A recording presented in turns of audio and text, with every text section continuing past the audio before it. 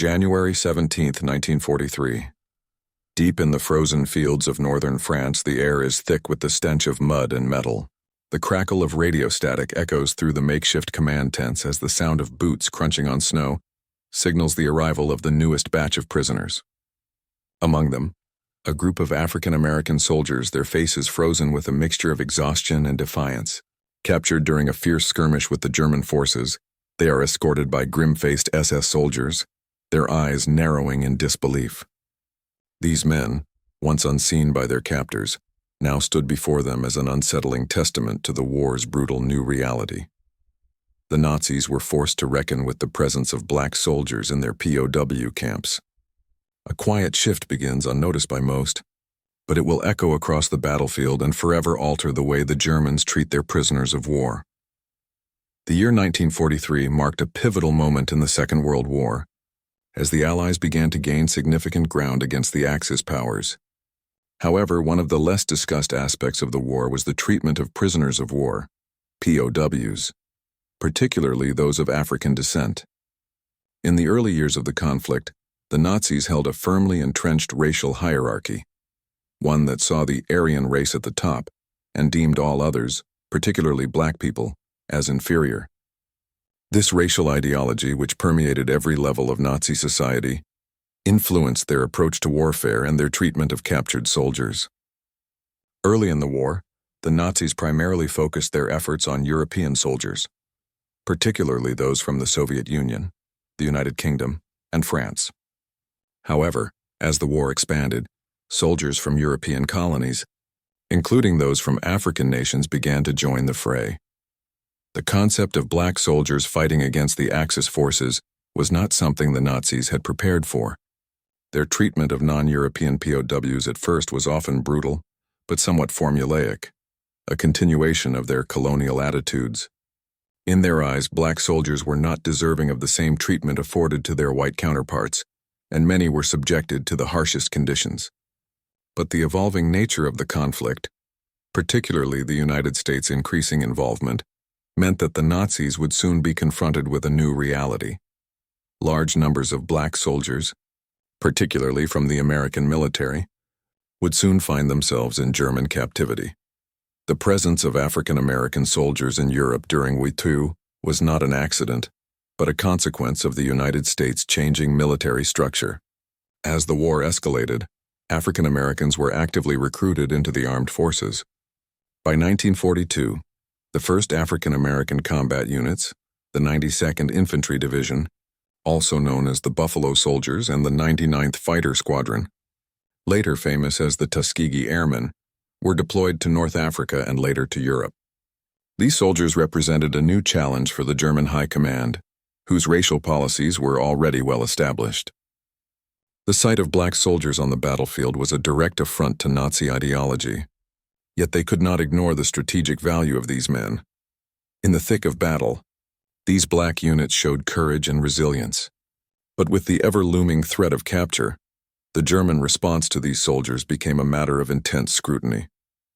The first encounters between African-American soldiers and the Nazis were limited, but as more were taken prisoner during the Allied advances across Europe, the Nazis were forced to confront the complexity of their racial policies in the face of this new, unexpected enemy. It was not long before the Nazis began to reconsider their treatment of black POWs. Their ideology dictated that people of African descent were inherently subhuman, yet here were highly disciplined, skilled soldiers who could not easily be dismissed or ignored. The capture of black American soldiers during operations in Italy and France created an early friction point, revealing cracks in the Nazi system of prisoner management. The issue was not just ideological but practical. The Nazis had to reconcile their commitment to racial purity with the undeniable effectiveness and presence of black soldiers on the front lines for many of the African-American soldiers captured by the Nazis. Their experience was shaped by both the brutality of war and the deep-seated racial hatred that colored their captivity. The conditions they faced were appalling, yet the emotional resilience they displayed was unmatched. Among these soldiers was Private First Class Horace Thomas, who had been taken prisoner during the brutal fighting in the Italian campaign. He remembered the shocked expressions of his German captors when they first saw him. Many had never seen black men in uniform before, especially in combat roles. At first, there was a sense of confusion, almost disbelief among the German soldiers. As the weeks wore on, the black POWs in the camps faced a dual struggle: the physical hardship of captivity and the racial animus of their captors. These men, some of whom had never left the United States before the war, found themselves caught between two forms of oppression, one from the Nazis, who viewed them as subhuman, and the other from their own government, which had kept them segregated in the military. Yet, despite the harrowing conditions, these soldiers often displayed incredible courage and resilience, showing the Nazis that their captivity would not break them. The presence of black POWs in Nazi hands also forced the German military to rethink their entire approach to prisoner management. Initially, the Germans treated African American soldiers as a lesser class of prisoner. They were often placed in separate, overcrowded, and unsanitary camps, with rations that were inadequate. However, as the war progressed and the number of African American POWs grew, the Germans realized they could not simply treat them as expendable. The tactical issue was straightforward. Black soldiers represented an increasingly significant part of the Allied war effort, especially given the manpower shortages that plagued the Axis. As more African American combat units were deployed across Europe, the need for their prisoners to be managed with some degree of order became clear. The Germans found themselves trying to balance their ideological beliefs with the realities of warfare. Black POWs were still often segregated, but the Nazis began to realize that they could not ignore the value of these men. The real shift came when high-ranking German officers began considering the practical implications of treating these soldiers harshly. The strategic importance of their capture became evident, and so, despite their racial biases, the Nazis had to adjust their treatment to some extent. The treatment of black POWs also had an indirect impact on the German military's logistics and infrastructure. While the Germans were infamous for their rigid and efficient military system, the influx of African American prisoners created new challenges they hadn't anticipated. Black soldiers captured on the battlefield were often placed in camps in remote parts of Europe, far from the larger and more established prisoner-of-war facilities. These camps were not designed to accommodate the needs of large numbers of prisoners, let alone the specific logistical requirements that arose with an increased black POW population. Moreover, the presence of African American prisoners forced the Germans to adapt their methods of containment.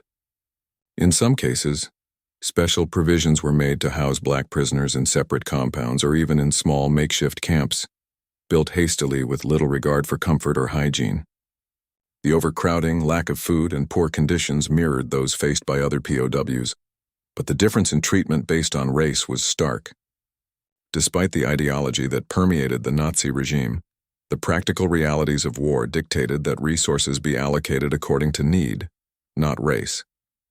The logistical challenge posed by black POWs highlighted the growing strain the German POW system was under, a strain that would only increase as the war dragged on. One they could not easily resolve. Nazi racial policies were built on the belief that people of African descent were inferior, and that black soldiers, in particular, posed a significant threat to the racial purity of the German state. But these same black soldiers were now fighting on equal terms with German soldiers. They were captured as prisoners of war, in a state of vulnerability that forced the Germans to confront the contradiction in their ideology. While Nazi officers and soldiers maintained their racist beliefs, the reality of black soldiers in captivity was something they could not easily reconcile. The Germans could not ignore the fact that these men were not just soldiers, but highly trained, disciplined individuals. Their presence in POW camps and their ability to endure the brutal conditions forced the Nazis to reconsider their racial doctrines.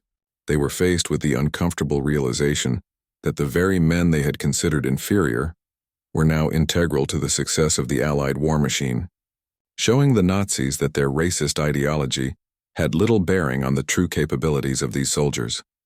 The turning point came in 1944, during the Allied push across France following the D-Day landings. As American forces advanced through the countryside, they captured large numbers of German prisoners, and at the same time, more African American soldiers found themselves in German captivity.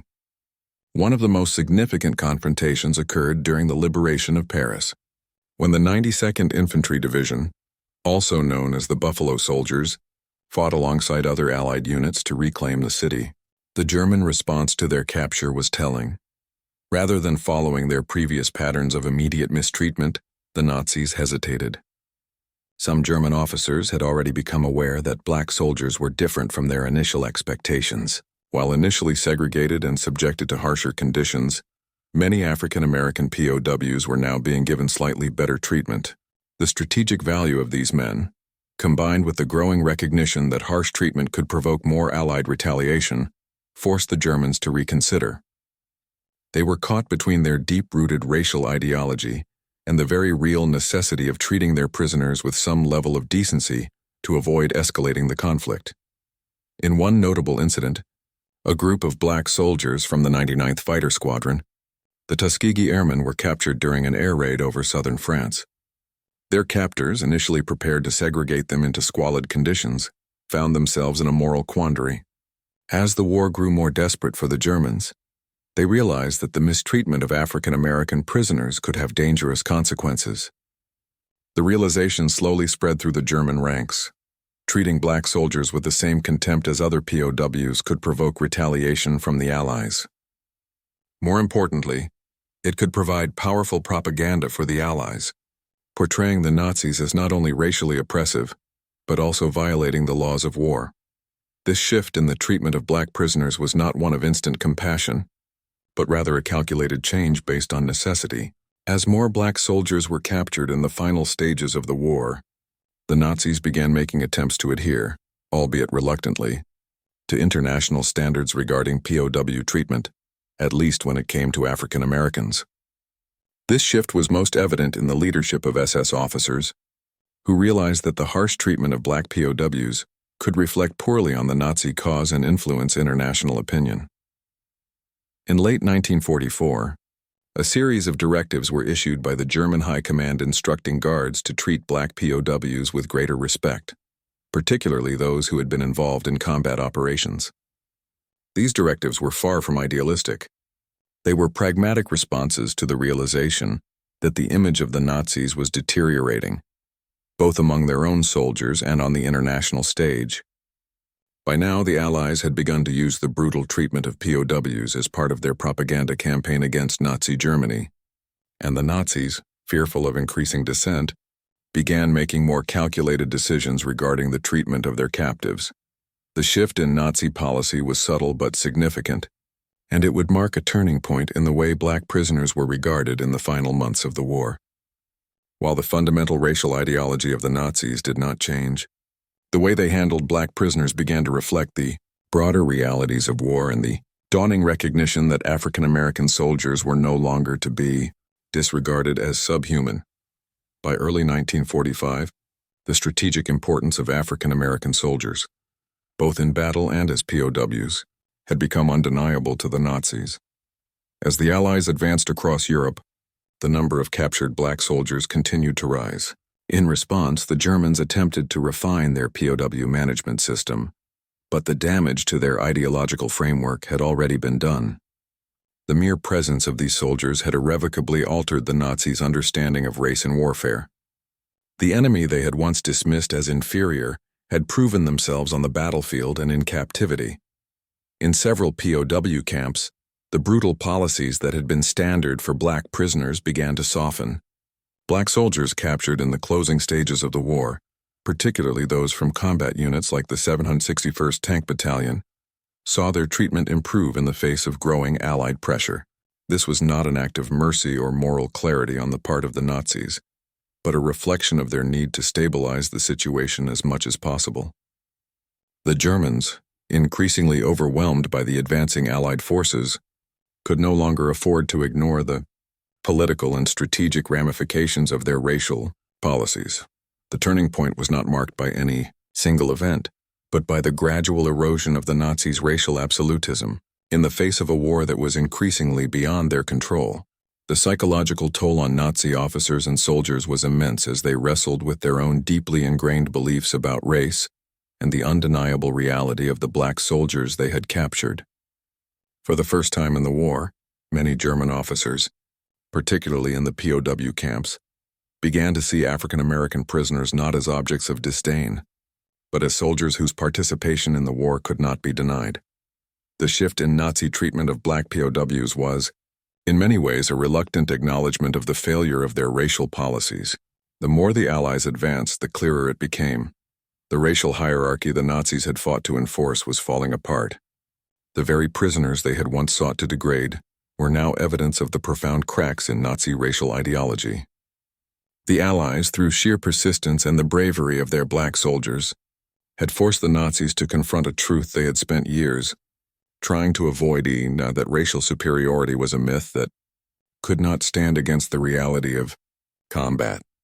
The consequences of the shift in Nazi treatment of black POWs were far-reaching, though not immediately obvious.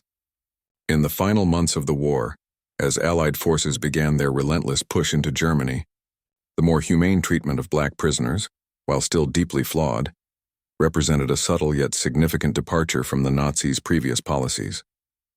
Many black soldiers, who had been subjected to horrendous conditions in the early stages of the war, were now afforded slightly better care in POW camps. However, this shift came too late to alter the overall outcome of the war. By 1945, Nazi Germany was on the brink of collapse, overwhelmed by the sustained Allied offensive from both the East and the West.